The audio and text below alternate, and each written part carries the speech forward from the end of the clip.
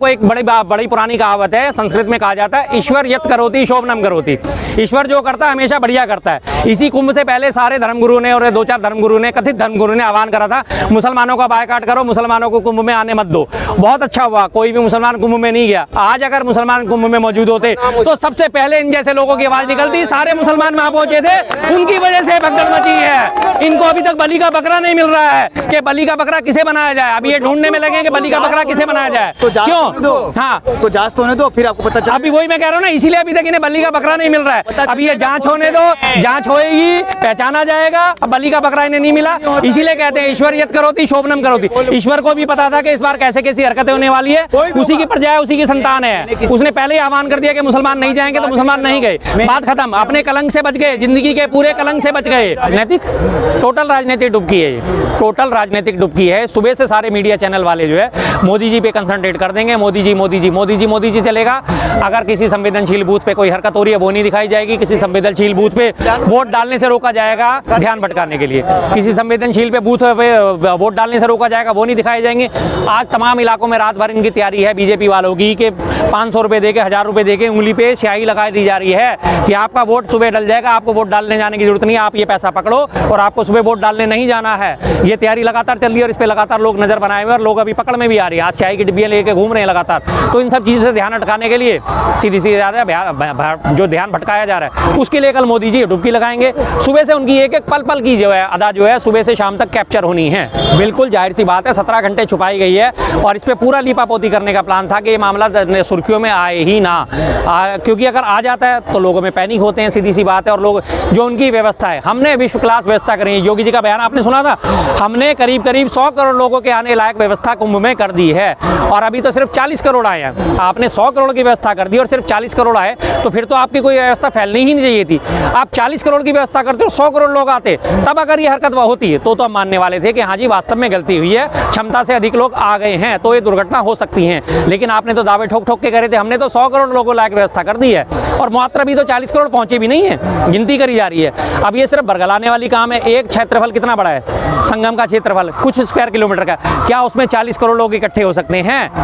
संगम के क्षेत्र में 40 करोड़ लोग कभी नहीं इकट्ठे हो सकते। सिर्फ एक फैलाया जाने वाला झूठ है कि इतने लोग आ गए, इतने लोग आ गए। अब वही वाली बात है, कहते हैं हम कि आपने आने वाले लोगों के तो सर तो गिन लिए कि 40 करोड़, 8 करोड़, 2 करोड़ लोगों ने डुबकी लगा दी, 4 करोड़ लोगों ने इस दिन डुबकी लगा दी। लेकिन मरने वालों के सर आपसे नहीं गिने गए अभी तक कि मरने वाले कितने लोग हैं इसमें, घायल होने वाले कितने लोग हैं इसमें, वो आपने गिनती जारी नहीं करी अभी तक। जारी क्यों करेंगे? जारी अगर सच्ची बात जाहिर कर देंगे तो आपकी जो व्यवस्था है, जो कुव्यवस्था है, उनकी पोल खुल जाएगी।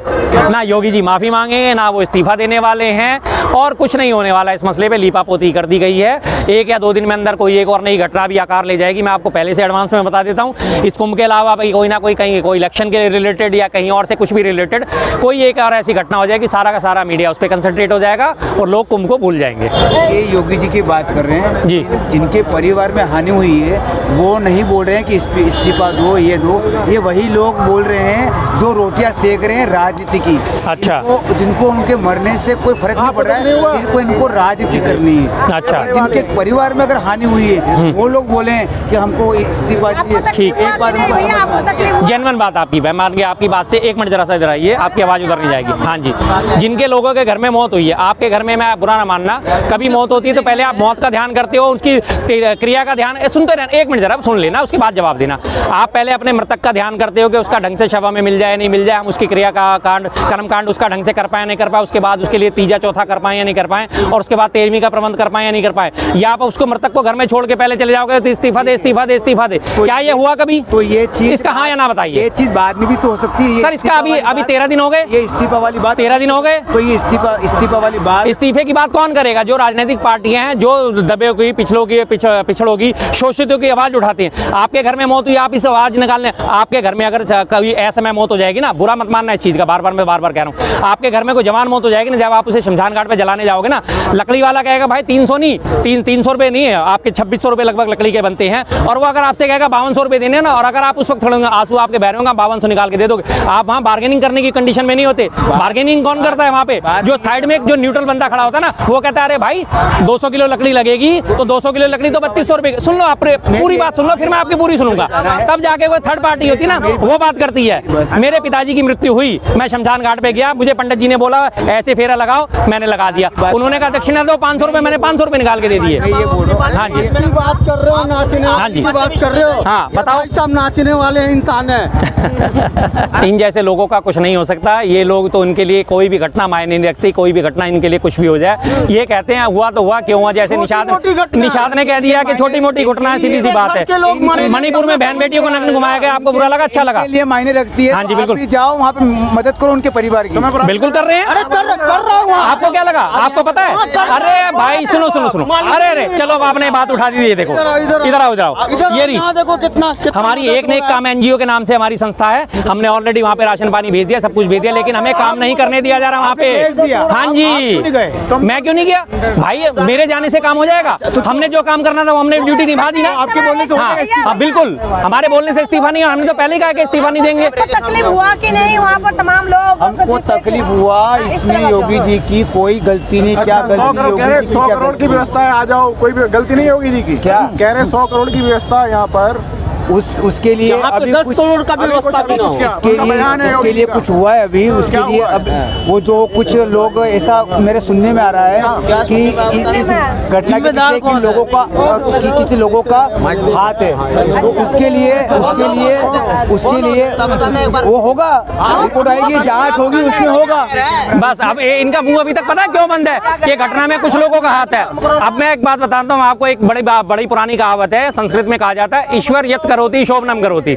ईश्वर जो करता है हमेशा बढ़िया करता है। इसी कुंभ से पहले सारे धर्मगुरु ने और 2-4 धर्मगुरु ने, कथित धर्मगुरु ने आह्वान करा था, मुसलमानों का बायकाट करो, मुसलमानों को कुंभ में आने मत दो। बहुत अच्छा हुआ, कोई भी मुसलमान कुंभ में नहीं गया। आज अगर मुसलमान कुंभ में मौजूद होते तो सबसे पहले इन जैसे लोगों की आवाज निकलती। सारे मुसलमान वहां पहुंचे थे, उनकी वजह से भगदड़ मची है। इनको अभी तक बलि का बकरा नहीं मिल रहा है कि बलि का बकरा किसे बनाया जाए। अब ये ढूंढने में लगे कि बलि का बकरा किसे बनाया जाए। तो जांच होने क्यों? दो। हाँ, तो जांच तो होने दो, फिर आपको पता चला। अभी वही मैं कह रहा हूँ ना, इसीलिए अभी तक इन्हें बलि का बकरा नहीं मिल रहा है। अब ये जांच होने दो, जांच होएगी, पहचाना जाएगा। अब बलि का बकरा इन्हें नहीं मिला, इसीलिए कहते हैं ईश्वर यत् करोति शोभनम करोति। ईश्वर को भी पता था कि इस बार कैसे कैसी हरकतें होने वाली है। उसी की प्रजा है, उसी की संतान है। उसने पहले ही आह्वान कर दिया कि मुसलमान नहीं जाएंगे, तो मुसलमान नहीं गए। बात खत्म। अपने कलंक से बच गए, जिंदगी के पूरे कलंक से बच गए। मैं हिंदू मुस्लिम की बात ही नहीं कर रहा हूँ। मैं कर रहा हूँ, मैं बता रहा हूँ आपको, मैं बता रहा हूँ आपको। केदारनाथ हुआ था तो क्या मुस्लिम ने करा था? वही बात है, नहीं हुआ ना, वही बात हो रही है इस बार का। बिल्कुल वही मैं आपको चीज बता रहा हूँ कि कुंभ में आह्वान करा जाएगा, नहीं पहुंचे। मैंने, आपने मेरी बात नहीं समझी, आपने मेरी बात नहीं समझी। इस बहस का सर कोई अंत नहीं होने वाला जब तक इन जैसे लोग मौजूद हैं। वोट मिलते रहेंगे, वोट डलते रहेंगे, आंख बंद करके वोट डालते रहेंगे। और रही बात बेशरम जनता पार्टी की, ना उनके मुखिया ने इस पे संवेदना प्रकट करनी है, ना उसने मुआवजा घोषित कर तो दिया है, लेकिन वो मुआवजा मिलेगा नहीं मिलेगा कोई नहीं जानता। आज से 2 महीने पुरानी घटना आपको याद है, 12 नवंबर को घटना हुई थी, 23 नवंबर को संभल की घटना हुई। उससे पहले 12 अक्टूबर को उसकी घटना हुई थी, राम गोपाल मिश्रा मारा गया था। कितने महीने होगा आज उस बात को? 10 लाख रुपए का उसका लिए मुआवजा घोषित करा गया था। आज लगभग 4 महीने होने जा रहे हैं, क्या उसे मुआवजा मिला राम गोपाल मिश्रा को?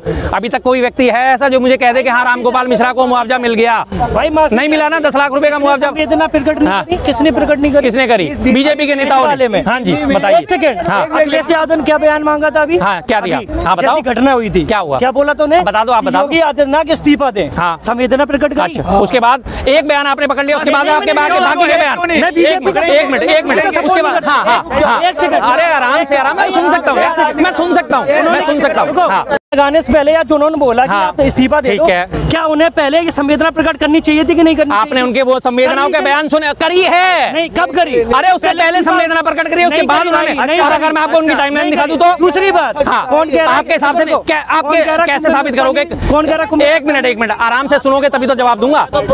एक मिनट, आप कैसे मानोगे? नहीं, आप संवेदना और इस्तीफे की बात कैसे मांगोगे आप? व्यवस्था नहीं हुई। आप ये सिर्फ मुझे 2 बातों का जवाब दो। क्या? मैं आपको बारी बारी से सारी बातों का जवाब दे रहा हूँ। कभी शादी